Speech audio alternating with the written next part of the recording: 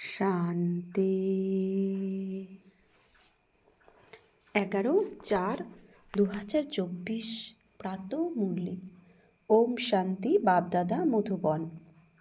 মিষ্টি বাচ্চারা, এ হলো পূর্ব নির্ধারিত নাটক। এই নাটক থেকে একজন আত্মাও নিষ্কৃতি পেতে পারে না। মোক্ষম, চিরস্থায়ী মুক্তি কেউই পেতে পারে না। বাবা কি বলছে? মিষ্টি বাচ্চারা, এ হলো পূর্ব নির্ধারিত নাটক।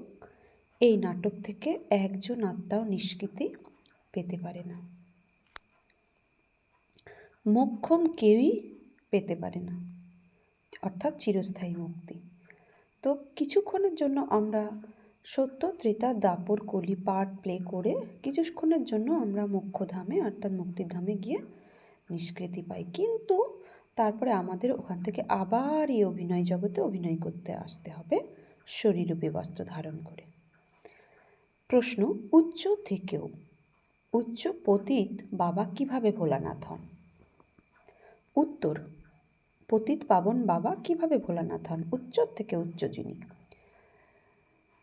তো উত্তরে, বাচ্চারা তোমরা তাকে এক মুঠো চাল দিয়ে পরিবর্তে রাজমহল নিয়ে নাও, তাই বাবাকে ভোলানাথ বলা হয়।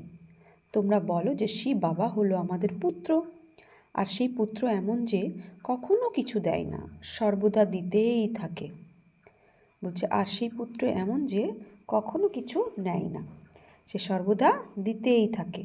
ভক্তিতে বলা হয় যে যেমন কর্ম করে সে তেমনই ফল পায়, কিন্তু ভক্তিতে তো অল্প সময়ের জন্য ফল পাওয়া যায়। জ্ঞানে তোমরা সব কিছুই বুঝে করো, তাই সদাকালের জন্য ফল প্রাপ্ত করো। ওম শান্তি। আত্মারূপী বাচ্চাদের সাথে আত্মিক পিতা আত্মিক বার্তালাপ করছেন, বা এমনও বলা যেতে পারে যে আত্মিক পিতা তাঁর সন্তানদের রাজযোগ শেখাচ্ছেন।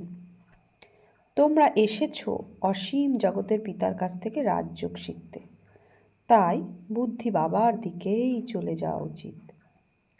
এ হলো বাচ্চাদের উদ্দেশ্যে পরমাত্ম জ্ঞান, শালগ্রামদের উদ্দেশ্যে ভগবান উবাচ। আত্মাদেরই শুনতে হবে, তাই আত্মা অভিমানী হতে হবে। পূর্বে তোমরা দেহ অভিমানী ছিলে। বাচ্চারা, এই পুরুষোত্তম সঙ্গম যুগেই বাবা এসে তোমাদের আত্মা অভিমানী বানান। আত্মা অভিমানী আর দেহ অভিমানীর মধ্যে পার্থক্য তো তোমরা বুঝতে পেরে গেছো। বাবাই বুঝিয়েছেন যে আত্মাই শরীর দ্বারা তার পার্ট প্লে করে।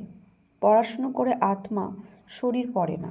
বুঝে, পড়াশুনো করে আত্মা, শরীর পড়ে না, কিন্তু দেহ অভিমানের কারণে মনে করে অমুকে পড়াই। বাচ্চারা, তোমাদের যিনি পড়ান তিনি হলেন নিরাকার, ওনার নাম হলো শিব। শিব বাবার নিজস্ব শরীর হয় না, আর সকলেই বলবে যে আমার শরীর। এ কথা কে বলে? আত্মা বলে যে এটা আমার শরীর। বাকি ওইসব হলো লৌকিক, অর্থাৎ পার্থিবীয় পড়াশুনো, যে পড়াই পড়ছি আমরা। এখন যে পড়াই পড়ছি ও হচ্ছে আত্মিক পড়াশুনো। আর আগে যে পড়া পড়েছি আমরা 1, 2, 3, 4 এভাবে মাধ্যমিক, উচ্চ মাধ্যমিক বা গ্র্যাজুয়েশনের ডিগ্রি, ওগুলো পার্থিবীয় পড়াশুনো। তাতে অনেক প্রকারের সাবজেক্ট রয়েছে, বিএ ইত্যাদি কত নাম রয়েছে।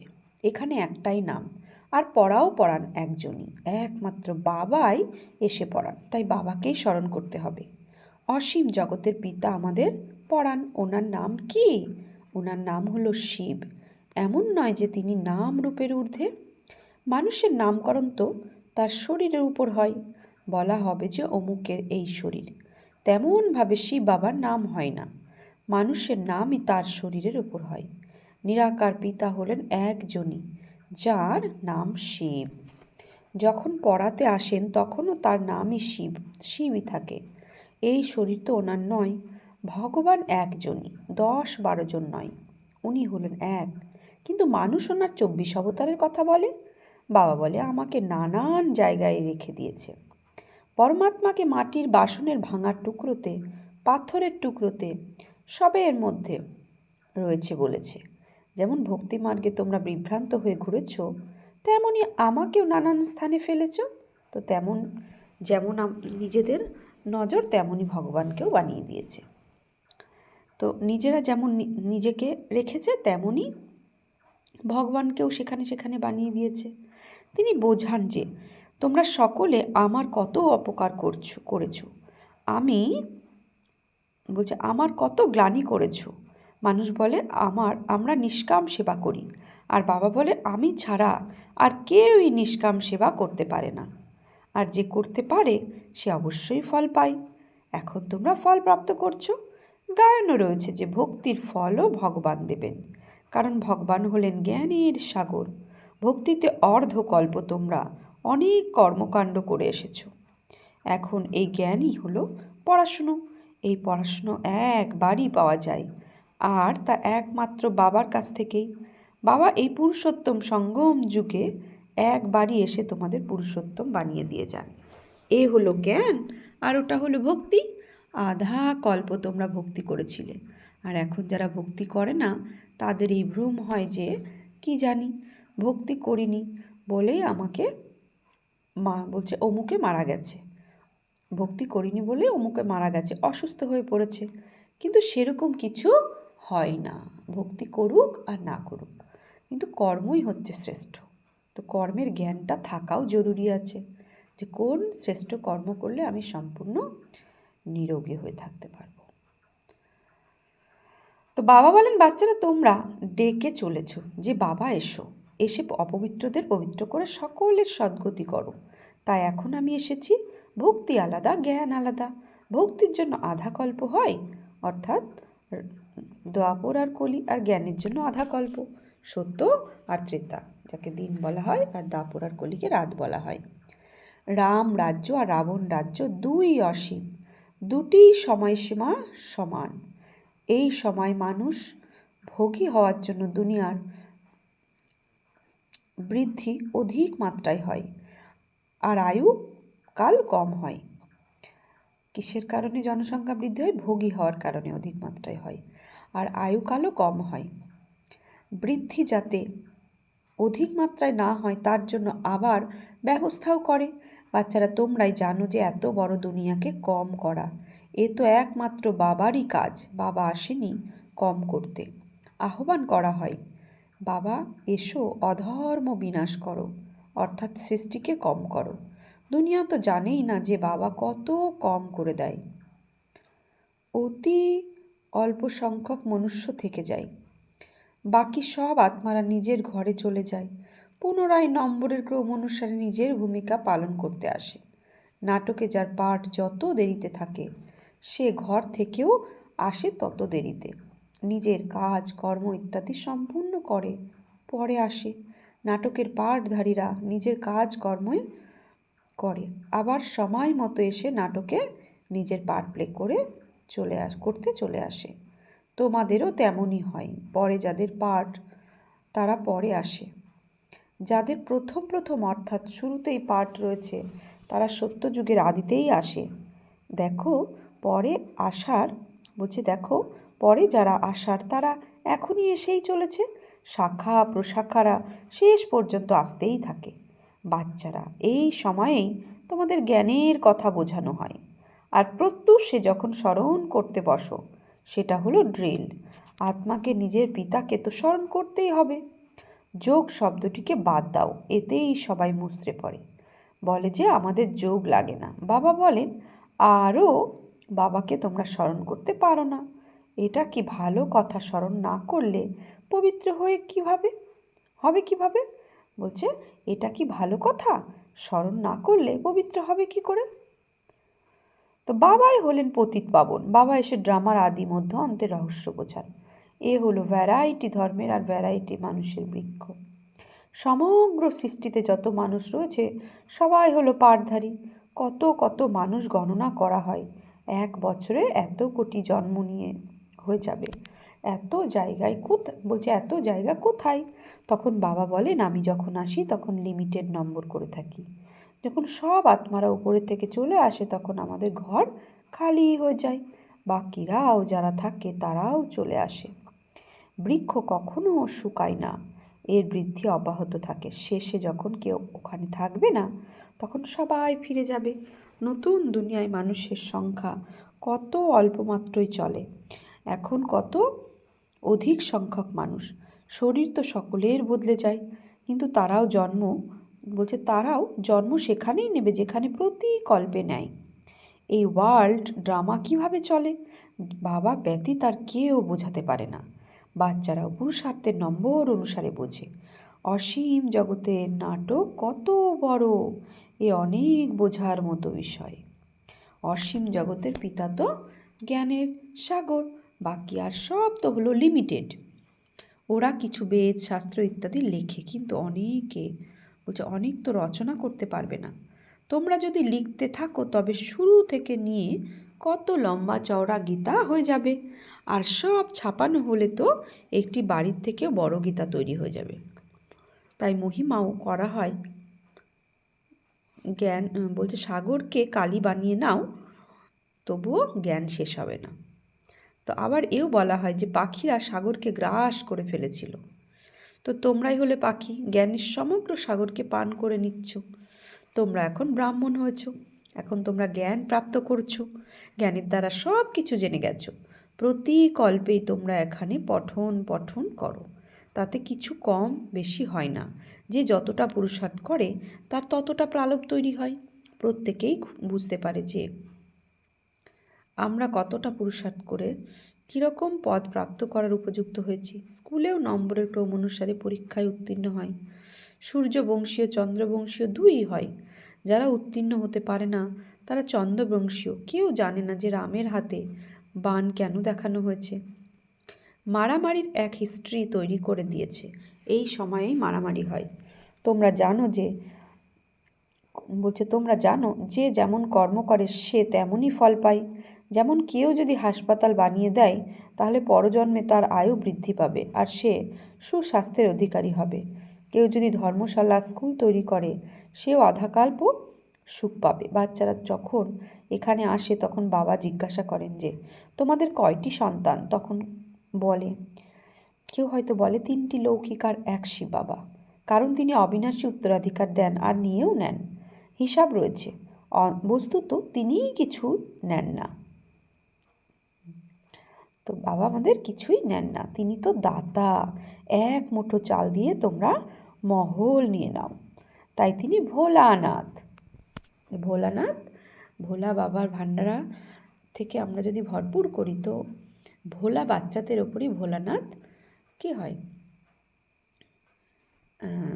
ভোলানাথের স্নেহ প্রেম তার ওপরেই বর্ষায়। যে ভোলা বাচ্চা হয় তার সমস্ত সম্পত্তির উত্তরাধিকারী সেই হয় ভোলা বাচ্চা। তো তিনি হলেন পতিত পাবন জ্ঞানের সাগর। এখন বাবা বলেন এই ভক্তিমার্গে যত শাস্ত্র রয়েছে আমি এর সার বোঝাই। ভক্তির ফল আধা কল্পের জন্য প্রাপ্ত হয়। সন্ন্যাসীরা বলে এই সুখ কাক বিষ্ঠা সমান, তাই তারা ঘর পরিবার ত্যাগ করে জঙ্গলে চলে যায়। তারা বলে এই স্বর্গের সুখ চাই না, যাতে পুনরায় নরকে আসতে হয়। আমাদের মোক্ষ চাই, চিরস্থায়ী মুক্তি। স্বর্গ নিলে নরকে তাকে আসতেই হবে। তাই সন্ন্যাসীরা বোঝার পরে তারা বলছে আমাদের এই স্বর্গ সুখ চাই না, কিন্তু আমাদের মোক্ষ চাই, অর্থাৎ চিরস্থায়ী মুক্তি চাই। কিন্তু কথা মনে রেখো যে এ হলো অসীম জগতের নাটক। এই নাটকের থেকে একটি আত্মাও নিষ্কৃতি পেতে পারবে না। এ হলো পূর্ব নির্ধারিত। তাই তো বলা হয়ে থাকে যে পূর্ব রচিত সেটাই আবার তৈরি হচ্ছে। কিন্তু ভক্তিমার্গের চিন্তা করতে হয়, যা কিছু পাশ করে গেছো সেটা পুনরায় হবে। তোমরা 84 জন্মের চক্রকে পরিক্রমা করো। এই পরিক্রমণ কখনো বন্ধ হয় না। এ হলো পূর্ব নির্ধারিত। এতে তোমরা নিজেদের পুরুষার্থ কিভাবে উড়িয়ে দিতে পারো বললেই তো তোমরা পেরিয়ে যেতে পারো না। মোক্ষ পাওয়া, জ্যোতি মহাজ্যোতিতে বিলীন হয়ে যাওয়া, ব্রহ্মতে লীন হয়ে যাওয়া, এসব একটাই ব্যাপার। অনেক মত রয়েছে, অনেক ধর্ম রয়েছে। ওরা আবার বলে যে তোমার মতি গতি তুমিই জানো, তোমার শ্রীমত অনুসারে চলেই তোমার শ্রীমত অনুসারে চলেই আমরা সদ্গতি প্রাপ্ত করি। এ কথা একমাত্র তুমিই জানো। আর তুমি যখন আসো তখন আমরা জানি, আর তুমি যখন আসো তখনই আমরা জানি এবং পবিত্র হই। কি জানি? ভগবানের যথার্থ পরিচয় জানি, আত্মজ্ঞানকে জানি, আর শ্রেষ্ঠ কর্মের জ্ঞানও জানি। আর তার সাথে সাথে বিকর্ম কি বা বিকৃতি কর্ম কি সেটাকেও জানি। এ জানকারি সব ভগবান আমাদের দেন। তাই তো আমরা কি জানার পরে পবিত্র হই। শ্রেষ্ঠ কর্মের জ্ঞান হচ্ছে শ্রেষ্ঠ ভাগ্য তৈরি করার পেন।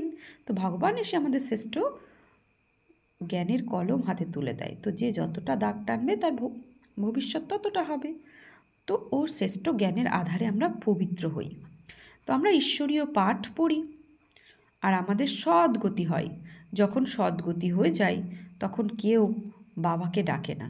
এই সময়েই সকলের ওপরে দুঃখের পাহাড় ভেঙে পড়েছে, তাই না? দুঃখ তো আলাদা জিনিস, কিন্তু দুঃখের পাহাড় কি? তো এই সময় সময় চলে এসেছে যে সকলের উপরে দুঃখের পাহাড় ভেঙে পড়েছে। তো ওরা তো অজ্ঞানীরা, তো বিনা কারণে রক্তপাতের খেলা দেখায় আর গোবর্ধন পর্বতও দেখায় যে অঙ্গুলি দিয়ে ছুঁয়ে পর্বত উঠিয়েছে। কিন্তু তোমরাই এর প্রকৃত অর্থ জানো, অর্থাৎ এই কলিযুগী রূপী পাহাড়, এই কলিযুগ রূপী দুঃখের পাহাড়কে আমরা প্রত্যেকে কি শ্রেষ্ঠ কর্মের আঙুল দিয়ে, ভগবানের শ্রীমতে চলার আঙুল দিয়ে কি এই কলিযুগী রূপী পর্বতকে উঠিয়েছি। তো এরই রহস্য হিসাবে তারা ও পাহাড় দিয়ে দেয়। গোবর্ধন পর্বতকে ওপরে উঠিয়ে নিয়েছে দেখায়। তো শুধু শ্রীকৃষ্ণ একা উঙ্গলি দিইনি, বলেছে তোমরাও সবাই এসে উঙ্গলি দাও, নইলে পর্বত উঠবে না।